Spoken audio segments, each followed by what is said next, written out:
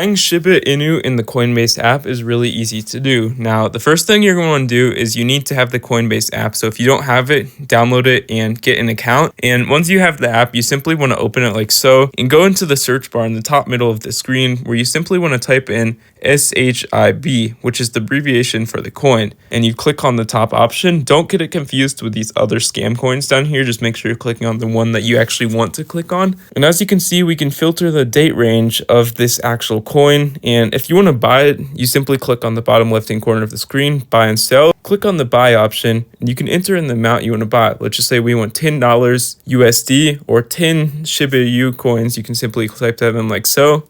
And from here, you click on the pay with option, and you can either pay with Apple Pay or you can pay with another payment method at the bottom middle of the screen and click on bank account, debit card, or PayPal option. Let's just say we want to pay with debit card. So you click on this. Simply type in your address and debit card info and add your billing address like so. Now, once you've actually added your payment method of choice, you can even pay with other currencies, crypto you have in this app like so. You click on review order and you can simply buy this currency just by clicking on the buy now option in the bottom middle of the screen.